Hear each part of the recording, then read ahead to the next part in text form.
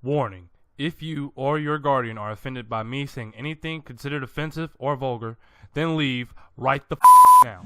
What's going on, guys? It's Lame Interviews. You're sitting here with the obvious host, Lame, the producer, a.k.a. that Cosby-looking nigga, a.k.a. that weird-looking nigga on YouTube, a.k.a. the nigga with the beats. And I'm sitting here with my special guest today, Nate's Flicks.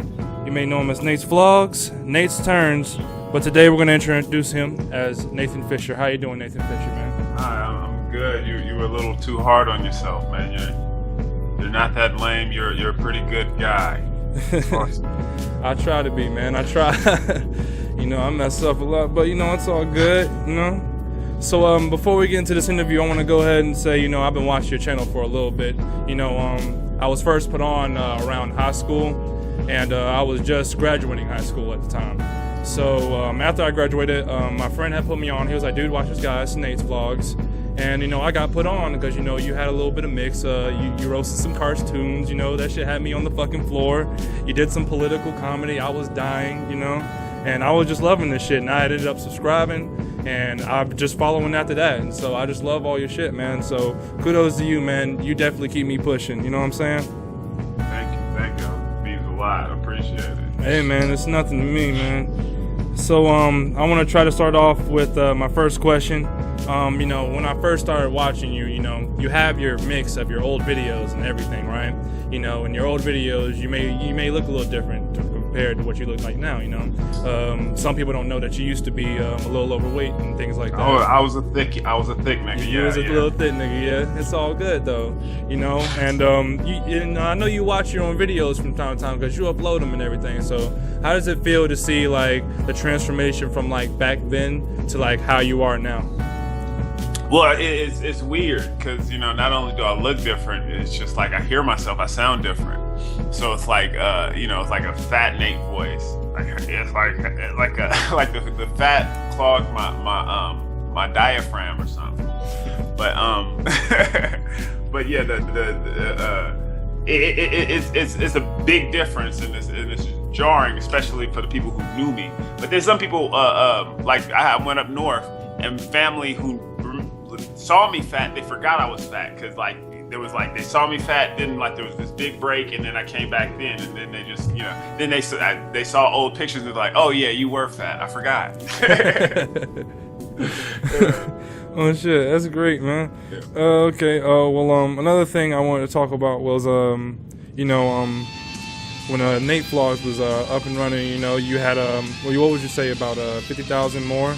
You had I thought it was 10,000 subscribers, or not 10, 100,000. Nate's Vlogs was when they ended, it was about 125,000, but it took forever to get that to 100,000. And then after I reached 100,000, my channel started to take off, and then boom, that took it down. So that kind of hurt. Yeah, can you tell some of the viewers the reason why I got taken down? They're gonna be watching this. Well, yeah, the whole reason it was very confusing at first because it was just a bunch of random bullshit. It was a video, a strike against the video for the news where the dude was breaking into houses and sucking feet. Someone found that objectionable, right? But I didn't show it. I was showing news coverage that you could find on YouTube, and then it was something else. It was a fight video. And then there was another video, but it was 3 videos just got taken down, all of a sudden. And and it was on the precipice of my shit just, blowing up. I was talking to a TV producer. I was about to get my own show, and then someone sent me an interesting video after that. It was the whole it was this basically proposing that YouTube censors content, right? There's these groups of people, and if you have certain kinds of content that violates this, certain things they don't want talked about, you can get taken out. And they said that the police were one of the things, and the person was implying that the video was my channel was a problem because I had several anti-police videos getting pretty popular, and that was the growth at the end of it. And I kind of just was it's interesting. and I'm suspicious of it, you know. But it's like it's it's hard to prove. And then like I found like this whole Hillary Clinton thing, which I found out she was censoring YouTube with the Benghazi stuff, and that just gives me reason to speculate like maybe there might be some validity behind that statement and something worth looking into. But oh yeah, that's definitely worth getting into. I've never known that before. That's definitely some questionable information I'm definitely going to get into. For my next question, with all that happening, how would you say that all that has affected you as supplying your content and also as getting paid for supplying your content? Well, that's affected me. It was my biggest channel. It was like the growth that channel had seen, and the amount of views I was getting, like, because it was like it was just big, and I was like, I had all these opportunities because that number, like, there's other things like FameBit now where you can reach out directly to sponsors and reach out to them, but I was with Fullscreen at the time, and I had like a lot of opportunities to work with companies, and I so many I would be able to pass them up because I had the money to where I didn't need anybody. And now YouTube, the climate has changed, so it's like it's not just my channel going down, because I know other big YouTubers, the money is just down in general, and that's why they have like websites where you can go and find sponsorships, and that's like and that's how they get us. That's how they reach the millennial people. Like they know that people like YouTubers, like we have reach. So instead of the little ads that they put in, before YouTube, they want more personal stuff, and like this whole thing seems like it was designed to set us up, so we have to find sponsorships, so we have to spread all of this bullshit. But that's just one man's opinion. Oh, yeah, man, but that one opinion can mean a lot to someone else, though. So I could definitely say that I'm messing up on my part, but you gotta forgive me. I'm kind of new. I kind of read all these questions down before I came here, and they're not really mixed, but I could definitely say I thought some of these up pretty quick, but they're really good questions.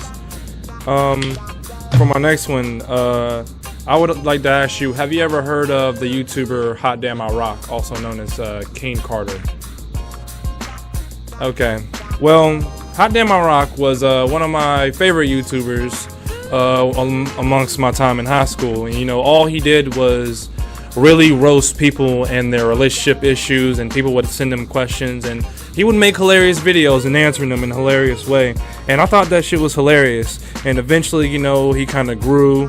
He started changing his life a little bit. He went from making hilarious humor videos in his bathroom. They're starting to hire him for short films. They're recruiting him for acting spots, and he even had his own little workout channel. So and since that workout channel, the last video he dropped, I think he's only dropped like 2 new videos on his original channel since he started doing his workout videos. And so my question to you is to be like,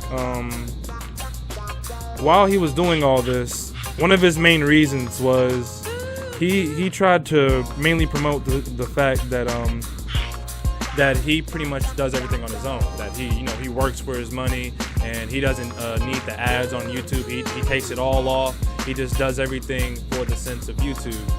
And I thought that was intriguing, the fact that he's more willing to support his dreams instead of asking other people to help him. So what would you think? Do you think that it's good to be supported by your fans, or do you think it would be better for the creator to find out how to support themselves? So I like the model YouTube used to have, where it was like, it was just, all I did was just post videos and the ads just supported me, you know what I mean? And then like good content was favored by YouTube's algorithm. So it's like, in that day and age, that was ideal, because it's like the fans they weren't worried about like paying or anything. Some of them might be worried about like a little ad or something. And I wasn't thinking about like, oh, do I need a sponsorship? Because I had the money from the ads, and you know, I was able to take care of myself, and all I had to do was focus on content. Like like my day was just super easy, you know, like I had more than enough money, and but now it's like, you know, like you need to, like, you know, like sometimes you have to, like, okay, I'm like, money's tight, I gotta go to shit, maybe I need a sponsorship, and I try to pick stuff that I fuck with, you know, and it's a lot of stuff is just like, man, you know, like, you know, you know, you start needing more money, you just like, okay, maybe I should, like, you know, have these culottes sponsor me and just make a video reviewing some culottes like that, you know, like, but that's not how it should be. So it's like I'm all for just like, you know, like I look at money like you should just be able to, like, I don't think about money like when I have it, you know what I mean? It's just, but when you don't have it, that's when you notice it. It's like air, you know. Yes. And that's exactly how it goes. Yeah, and that's how it should be. It should be like a thing. Like a lot of people put too much emphasis on money, and I feel like that's when people, you know, shit starts going awry, because you get like opportunities to make money, and then like a lot of people, they don't realize, like, if you're good, it's best to just, you know, focus on making good content instead of like the whole selling out shit. But the selling out, like, it kind of, it comes with the territory, and you see stuff like Fine Brothers, right? It's all about money, you know what I mean? And it's just greed, and it's like it's other examples that, you know, from like people who I've seen change, you know, and yeah. So you know, what you really need to do, I really want to is instead of just making it about the money, I want to make it about the culture. You know, like the money shouldn't be a fucking issue.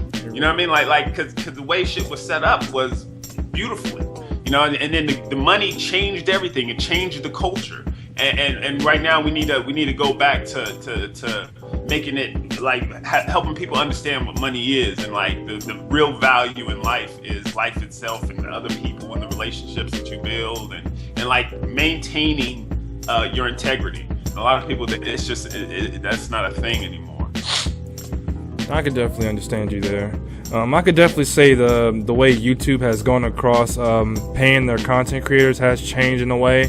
When I first started coming across YouTube, one of the things that I thought would help me was to get someone to support my channel. You know, that's a lot of networks, you know. Like most people, when they first started out, they say they try gaming channels. Even myself, all my old content is like gaming shit. And I can say I'm a little ashamed of it. I can admit it. And, you know, not even the fact that I'm playing the game, but the fact that I tried to go out. And, you know, I tried to get behind Machinima. But basically what Machinima told me was for every dollar you make behind this video, we want 40%. And that's just final. And after that, I just took all the monetization off my videos because I felt like that was a ripoff. I felt like I was being betrayed, and I felt like I was being used. So from that point, I stopped making gaming videos, and I'm starting to rely more on my music content. So I can definitely feel you there and on how YouTube has changed a lot. Yeah. Okay, the fifth topic, and I feel like this one's pretty close to me. Seeing as though marijuana is being talked about being removed for the Schedule I drug, of course you've listened to my beat tape and you've seen the three things that created the mixtape, and you know, that was the games, the FL Studio, and the weed. And it's hilarious to me because around the time I started smoking, I started watching your vids, and I find it funny because, you know, for the longest I used to watch your vids and be like, this guy is so fucking funny, why am I always watching this guy when I'm high? Like, he makes me laugh every time, and I cannot stop laughing every video.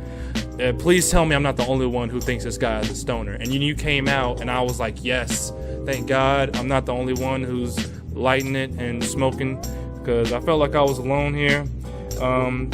Personally, I've had a couple issues with smoking marijuana in my life. Like, I could say it affected me in a job way because I've been offered a job, taken a drug test, and got found out that I was smoking and got declined.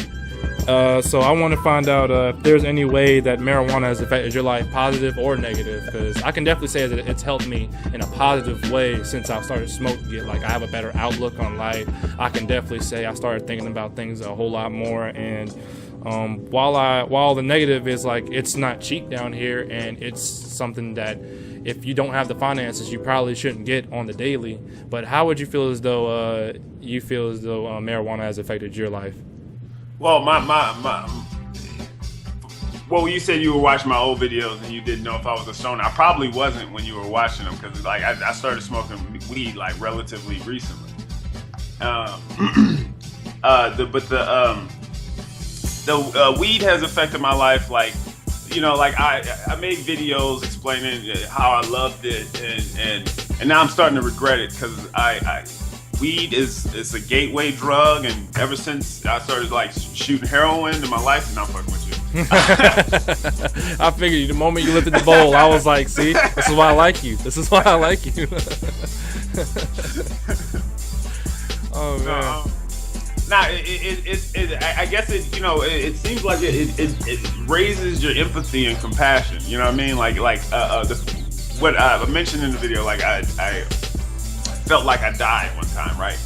And then it was like while I was in that moment, I was like, fuck. I was like, my dog is there, and I'm like, shit. You might as well just be good to him. You know, like your ghost, just haunt him and be nice. You know, like, and then I start to have this revelation, like this connection with just all living beings, you know what I mean? I start to just really feel it, you know, and it's just like, you know, and every time I talk to people, you know, like you know, like other people talk shit about them, don't understand them, I get them, you know.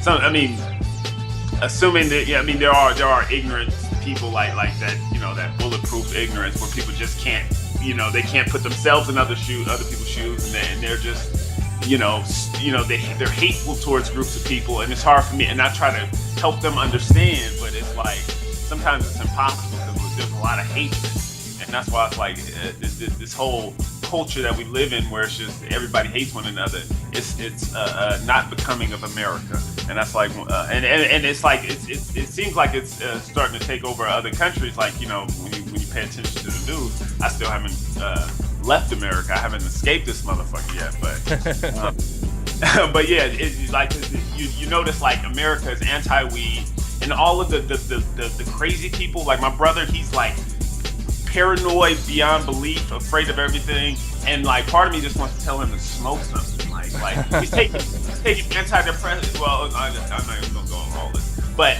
weed, just smoke something, and and I feel like that would just like the thing he's most afraid of would help him so much. He really views weed like crack cocaine, and that's like incredibly vexing when like having him talk to you, because he drinks.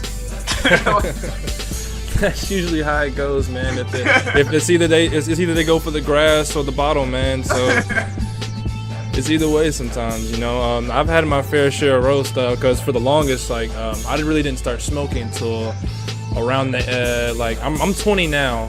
I really didn't start smoking until like around the time like a few months before I turned 19, I believe. Because before then I was extremely anti. I had hated it all my life. I've seen my mom, I've seen my grandma, and I've seen other people in my life smoke weed, and I seen what it was doing to them. And only thing I seen, I think in my perspective, only thing I seen was the negatives. I didn't see why they were doing it. I didn't see as what it would do for them. I just seen them smoking, and I seen the negative things happen, and I immediately assumed it's because of the weed. It's the weed. Well, yeah, that's it. That's why they tell you it's because of the weed. You know what I mean? It's like I ran with a bunch of little hoodlums when I was a kid, because I was a hoodlum. I was afraid of weed because my parents, you know, my dad put it in my head, like because he really didn't do it. Like my family didn't do it. You know what I mean? It's not like my dad experimented and he was like, man, you know, like those hypocrites. He just was afraid of it too. Like he just, oh no, stay away, you know, like.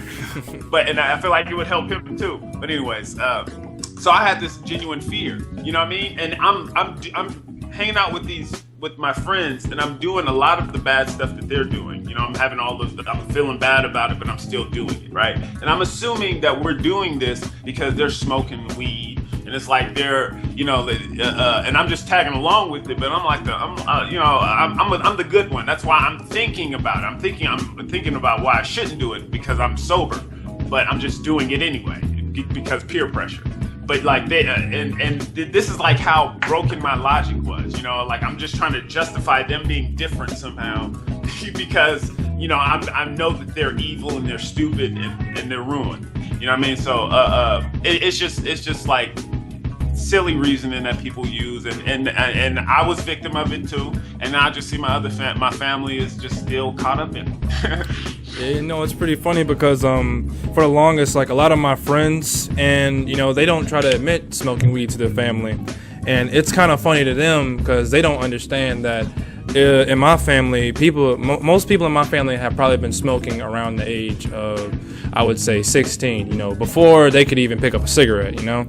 So when I tell them that, my family still kind of sort of smokes, they look at me like I'm crazy or like my family is just out of this world or not from here. But in the end, I feel as though like everyone has their vice, and it's not even necessarily a vice in my opinion. But you know, I'm happy you discussed the Mary Jane with me. Well, now I want to add this because it's something that annoys me to no end. It's this weird distinction that people draw between alcohol and weed, right? Mm-hmm. So it's like, they refer to it like the kids. I don't want the kids doing it. You know, what about the kids? Like, don't do that around the kids. You know, but like I'll go outside and smoke, and that's somehow a bad influence. But like my family could drink themselves stupid around a bunch of impressionable kids, and it's like okay, and that's weird, and that's people don't understand the idiocy behind that way of thinking, and I wish that more people would put thought into it, but you know, we live in a culture where it's like perpetuate. You see the news, and this is why I'm understanding of the people. You know what I mean? Like my brother, all he does is watch CNN, and all he does is watch Fox. It's all propaganda.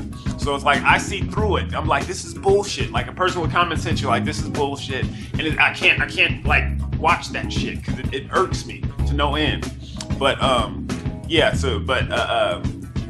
we need to open our eyes, America, or you know, the world, because it might be people in other countries that are that stupid, but it's stupid. So you know. Yeah, I actually find it kind of funny because like I work at a pizza place, right? And you know, we have a open bar, and I've seen plenty of families come in there, and grown men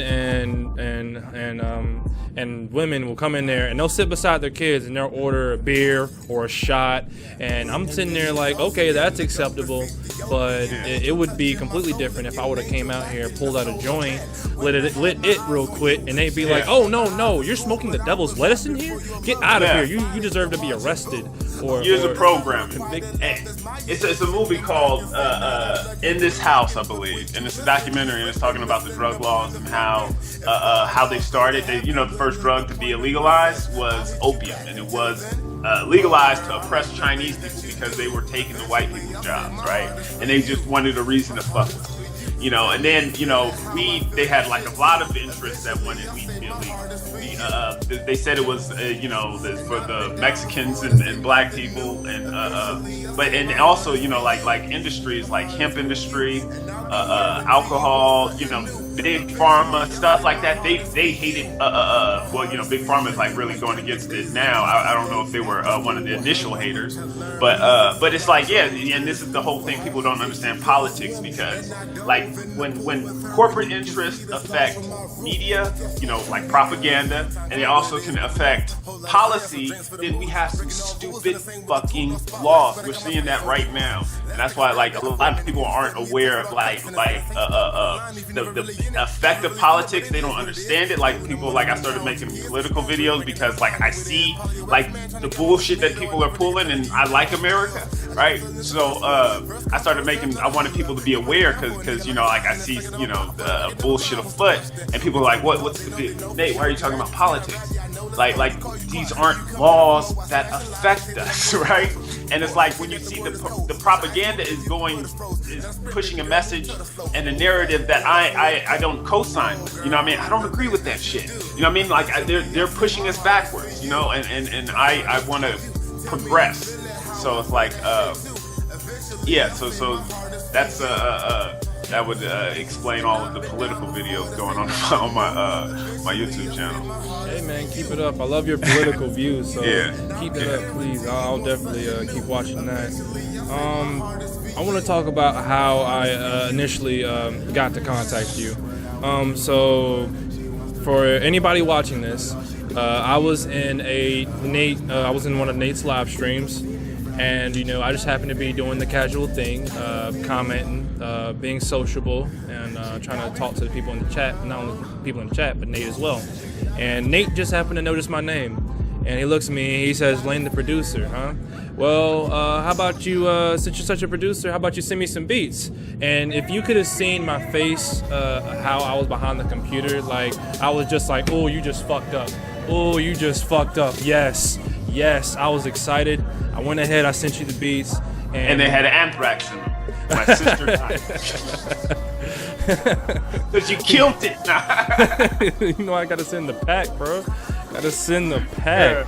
Oh man, but definitely I sent Nate some beats, and Nate definitely told me he loved it. He told me he fucked with it. Right after that, I had to go donate a little bit of love to the channel, because I love people who fuck with me, and I love to support the people I love. I try to binge watch your channels when I go to sleep, and just take the ads off.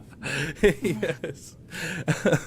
And from there, like, literally, I asked Nate if he would allow me to interview him, and Nate's kind enough to let me interview him. So thank you, Nate. Thank you so much. I only got a few more questions left. No, all these are going to be music related.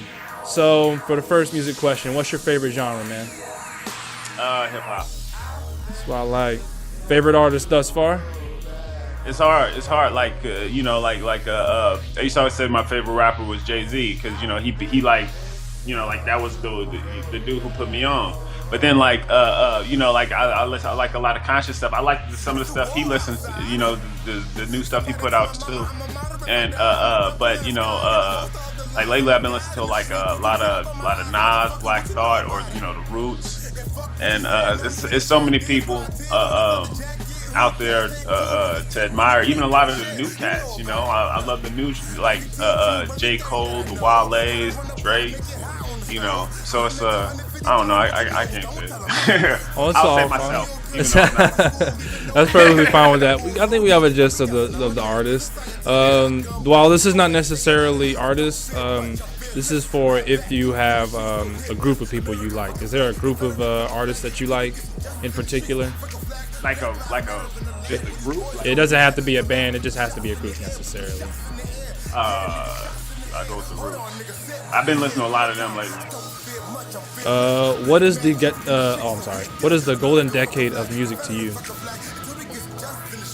Now, now we got the music that's coming out now, and we got access to the music of old. So we got the best of both worlds now.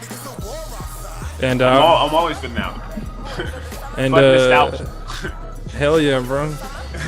I love to fuck with a hell lot of old tracks. So if you haven't seen, I haven't showed anybody because I haven't put a video up of it. But I like to collect a lot of vinyl and keep a lot of old music in my hand, because being the producer I am, I love to come across so many different sounds, and so I always try to experiment and listen to something different. Last music question. As of recently, who can you say you've been listening to who is relevantly new? Relevantly new? Relevantly new to me, Logic. I just put him on the, I got like Google Play, the trial, because I be saving. I feel you. I feel you. I got Spotify, $9 for 3 months, man. It's good. It's good. It's good. Yeah. So yeah, I just downloaded him, and he's a talented cat. So so I'll go with that. Oh yes, Logic is definitely talented. That's pretty much it for all my questions. What I'm gonna do is I'm gonna end this interview with a couple of recommendations, some things I think you should listen to. If you haven't heard of Anderson .Paak, I'd recommend you listen to Anderson .Paak. Oh yeah, Anderson .Paak. Without a doubt. That was she was the member on ABBA, and then she broke off to do her own thing. Yeah, I remember that, like the news story behind that. Oh no, I believe Anderson .Paak. He was featured on the Compton album. Yes, he was featured on the Compton album. He recently just dropped the album Malibu, and he did a collab project with producer Knowledge with an X, no O, called Link Up And Suede. And these two projects, in my opinion, are some pretty groovy shit. And I love something that's funky. More type of well, I'm just thinking, It gives it that nice kind of groove and that nice little old school feel, but it gives you the recent feel. Like you can definitely tell someone from this generation has been pushing this music. Yeah. And also a mixtape that I thought would never catch my attention. Have you seen "Watch the Stove" by Hamburger Helper on that? I'm gonna say no. No, I have not. No. Hamburger Helper. Now here's the funniest thing about this mixtape. Me and my friends just found out about this mixtape yesterday, right? And it had dropped on April Fool's. And so originally, Hamburger Helper, that's the name of the creator, right? And the album cover is literally a Hamburger Helper hand covered in gold and shit. And I'm sitting here like, no, this is the biggest April Fool's prank I've ever seen in my life. When I tell you this mixtape is fire as hell, it's fire as hell, man. Like, I'm gonna need for you to go download this one. Watch the Stove by Hamburger Helper on Dat Piff. And for my final music recommendation, there's a free album by my boy, the coldest MC in South Carolina, in Illville, AC-Nova-Sertoma. He's my man. This is actually his studio. I'm working with him. Me and him are the buds.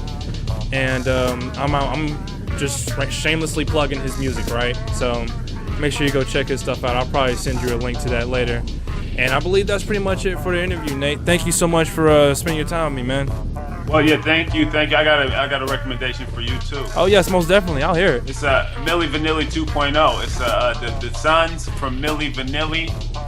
They formed a new band, and a lot of people didn't think they would be as good as Milli Vanilli, and they weren't. But it's a good album, so check it out. Most definitely. I'll give that a listen. Milli Vanilli, the brothers. I'll listen to it while you playing. I'm serious. I love music, so I'll take it. I appreciate it. I'll check it out. Well, you have to link me because the names just. There was a lot of names. I understand. I couldn't send you everything. Yeah. I couldn't expect you to download that shit already. But most definitely, man. Thank you for the interview. Thank you for your time. And if you could let your people know to check this out at Lane the Producer on YouTube. Follow me at Lane the Producer at Twitter. Follow Nate at Nate Flicks on Twitter and Nate's Vlogs on Instagram. And if you're on Friendster, man, you got to catch up. Oh, Friendster? Oh man, I'm slow down. I'm slipping up then. I gotta get on Friendster then. All right, thank you so much, man. You have a good one, man. All right, you do the same. Salute. All right, bro.